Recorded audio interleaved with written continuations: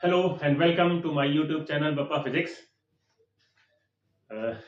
हम लोग इस वक्त क्लास 12 सीबीएसई लास्ट 5 इयर्स के पीवाईक्यू कर रहे हैं फिजिक्स के।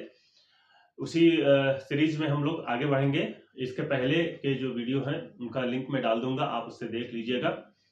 यहाँ पर आपको फायदा ये होगा कि हमने क्या किया है कि यूनिट वाइज समराइज किया हुआ है, तो आपको अलग से खोजने की जरूरत नहीं होगी कि इस पेपर में इस यूनिट से कितने क्वेश्चंस आए हुए हैं। सारी हमने पैटर्न्स आपके जितने भी सीरीज हैं में आए हुए हैं उनको सबको लिया हुआ है।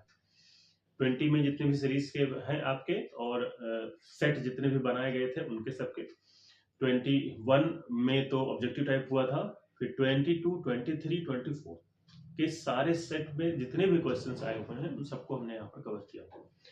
इंपॉर्टेंट आपकी जो यूनिट है वो चल रही है ऑप्टिक्स। ऑप्टिक्स से काफी बड़ा पोर्शन लेकर के आपका आती है, उसी के हमने 2 वीडियो ऑलरेडी बना रखे हैं। आज हम लोग चलेंगे अगले वाले क्वेश्चन पर। हमारे जो सामने आपके है क्वेश्चन वो 3 मार्क्स का क्वेश्चन ये है और 2 मार्क्स का क्वेश्चन ये है, एक ही उसमें आए हुए हैं। तो पहले देख लीजिए आपका क्वेश्चन क्या कह रहा है। विद द हेल्प ऑफ रे diagram explain the working of reflecting telescope, mention 2 advantages of A reflecting telescope over A refracting telescope. सब आपको क्या करना है, रे डायग्राम की सहायता से रिफ्लेक्टिंग टेलीस्कोप बनाना है। 2 आपके हैं, न्यूटोनियन और जो है कैसग्रेन, 2 हैं आपके। तो जो आपको आसान लगे जिसका फिगर वो बना दीजिएगा यहाँ पर, क्योंकि यहाँ पर इन्होंने ये नहीं कहा कि कौन से रिफ्लेक्टिंग टेलीस्कोप का फिगर आपको बनाना। तो हमने क्या किया है, कैसग्रेन रिफ्लेक्टिंग टाइप टेलीस्कोप बनाया हुआ है, थोड़ा सा आसान है ये, और इसकी वर्किंग लिखी हुई है। देखिए आपको जो जितना कहेगा उतना ही करना है, उससे और आगे कुछ करने की जरूरत नहीं। कंस्ट्रक्शन एंड वर्किंग अगर कहेगा तो फिर जो कंस्ट्रक्शन आपने किया है इसके बारे में भी आपको लिखना पड़ेगा, लेकिन यहां पर उसने सिर्फ और सिर्फ explain the working of reflecting telescope का है, तो सिर्फ आप वर्किंग लिखिएगा, कंस्ट्रक्शन लिखने की जरूरत नहीं। बनाना तो है ही, आपको पहले ही कह रहा है।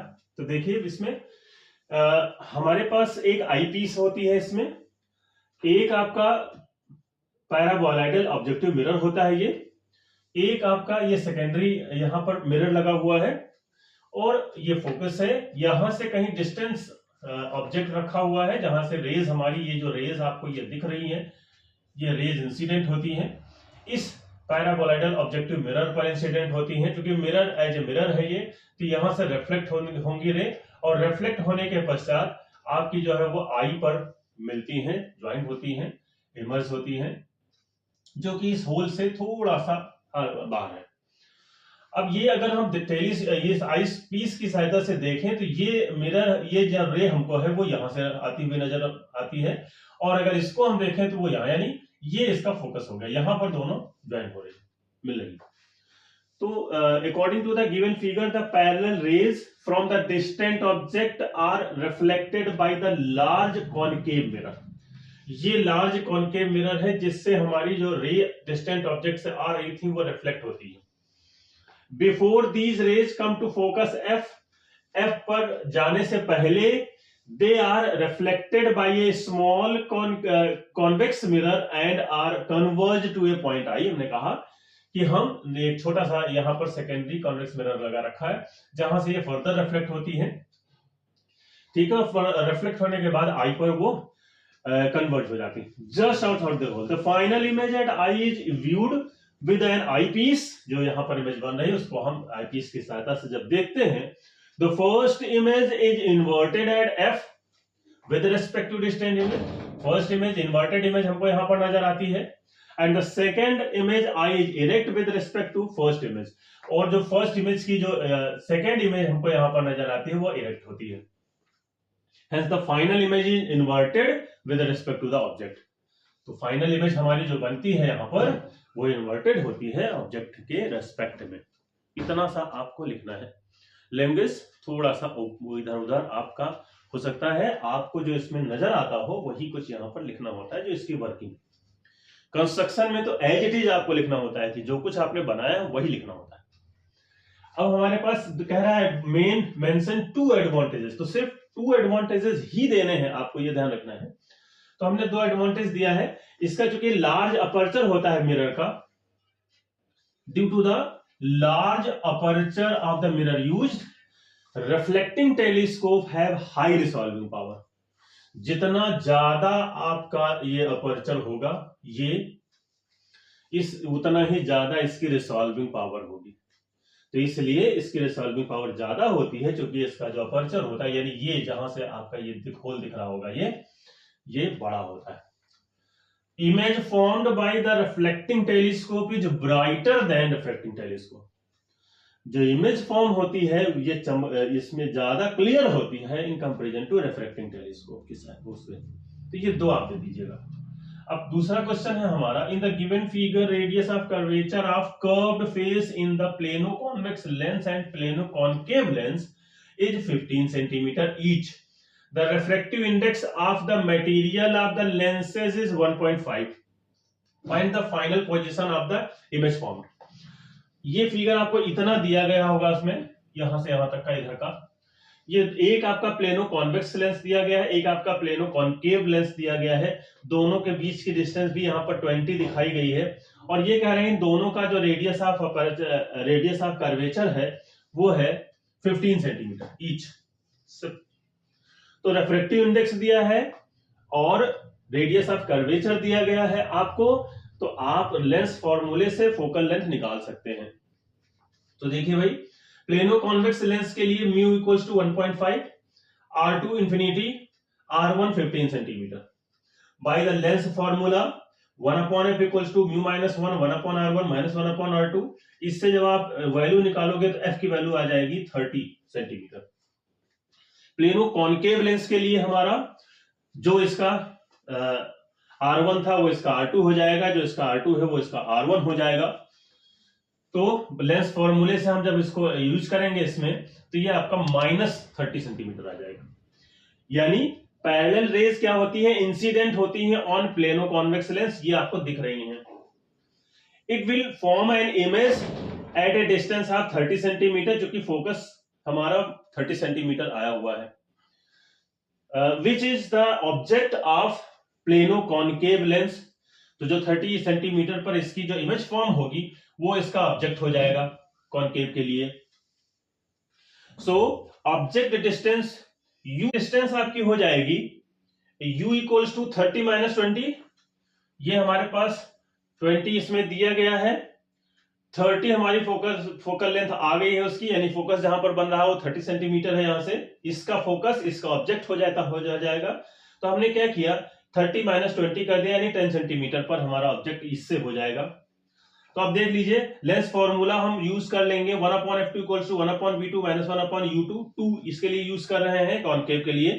तो v2 1/f2 की वैल्यू -30 आ गई, 1/10 हो गया 1/v2, यानी v2 इक्वल्स टू 15 सेंटीमीटर, यानी फाइनल इमेज आपकी बनेगी 15 सेंटीमीटर पर आपकी फाइनल इमेज बनेगी। ये आपका 2 मार्क्स का क्वेश्चन था, ये आपका 3 मार्क्स का क्वेश्चन था।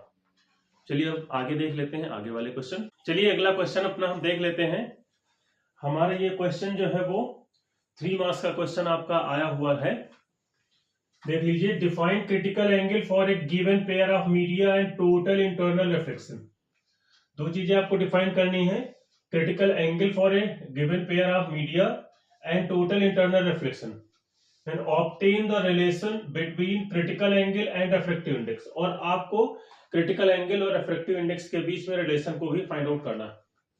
तो सबसे पहले तो क्रिटिकल एंगल को आप डिफाइन कर लीजिए। सिंपल सी डेफिनेशन है इसकी, the angle of incidence in the denser medium for which, angle of incidence denser medium के अंदर for which the angle of refraction in the rarer medium is 90 degree.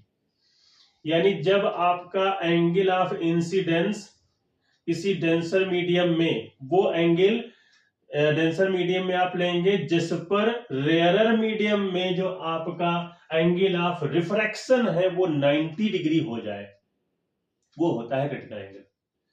यानी एक ऐसा एंगल डेंसर मीडियम में जिस angle पर rarer medium में जो आपका रिफ्रैक्शन एंगल है वो 90 डिग्री हो जाए, उसे कहा जाता है critical angle. is 90 degree called critical angle in denser medium. It is denoted by IC.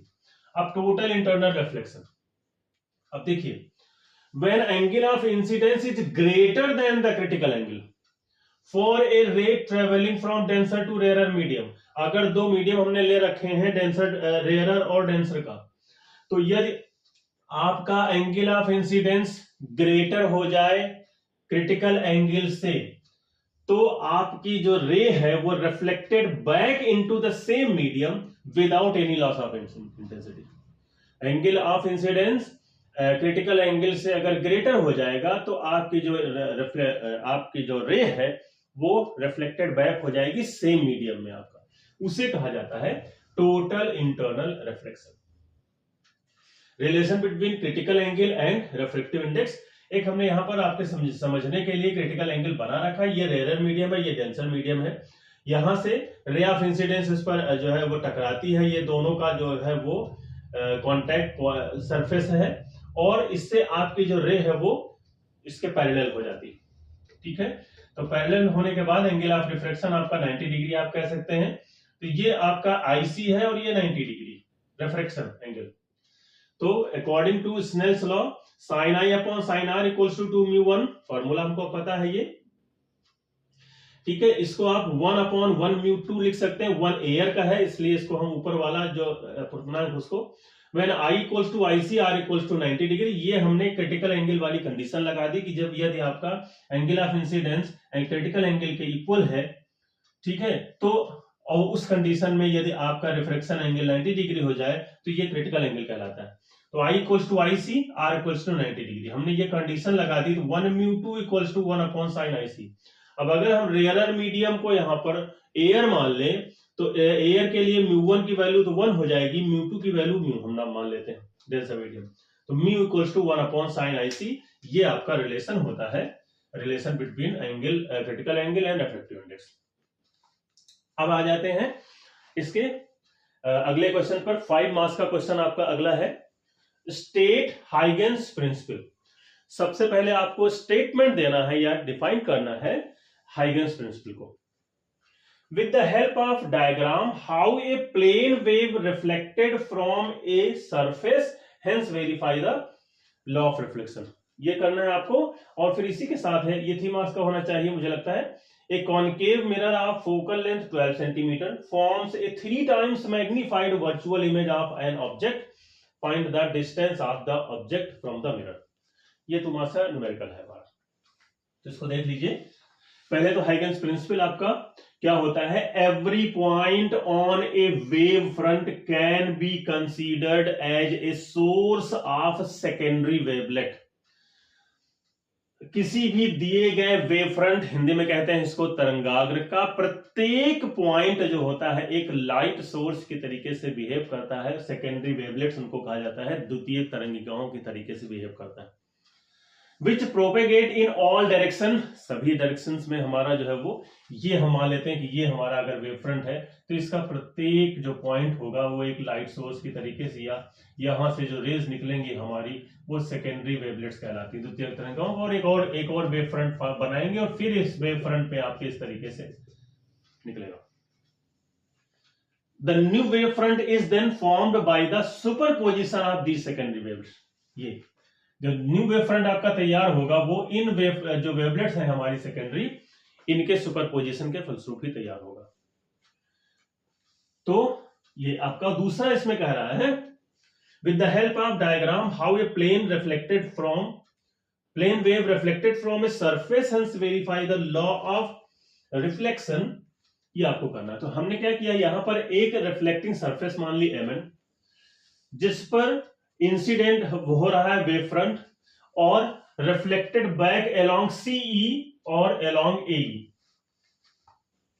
ये दो है हमारे अलोंग C, यानी ये रिफ्लेक्टेड वेव फ्रंट है और ये भी हमारे यहां से, ये इंसिडेंट वेव फ्रंट हमने मान लिया, ये इंसिडेंट वेव फ्रंट यहां है और पॉइंट ए, दो जगह हमने इसको माना हुआ है। Since time taken by the waves from point B to C और A टू E पर जो वेव है हमारी वो सेम टाइम को टेक कर रही है, ले रही है। Therefore BC equals to AE equals to CT, चाल बराबर दूरी बटे समय से, या आप कह सकते हैं speed equals to distance upon time से। इसको हमने लिया हुआ है, हमको डिस्टेंस निकालनी है तो स्पीड इनटू टाइम हो जाएगा। तो स्पीड आपकी होगी जो कि रे ऑफ लाइट है सी हम ले लेते हैं उसको, और टी।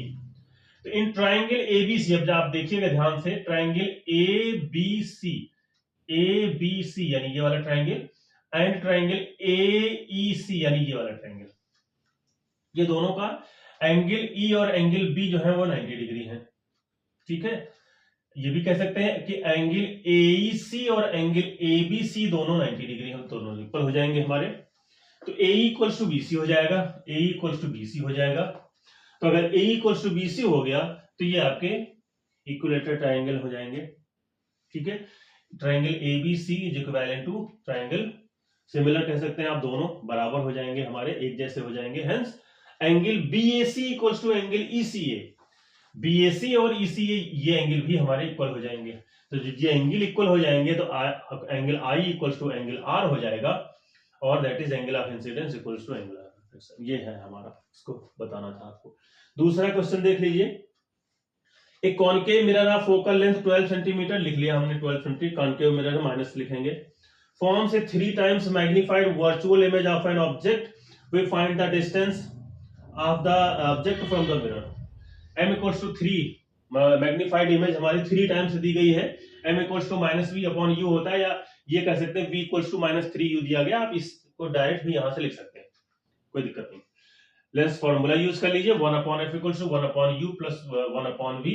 1 अपॉन v की वैल्यू रख दी हमने, 1 अपॉन f की वैल्यू रख दी हमने, और u की वैल्यू आ गई माइनस का 8 सेंटीमीटर पर हमारी ऑब्जेक्ट हमारा होगा मिरर से। तो ये हमारे क्वेश्चन, महत्वपूर्ण क्वेश्चन।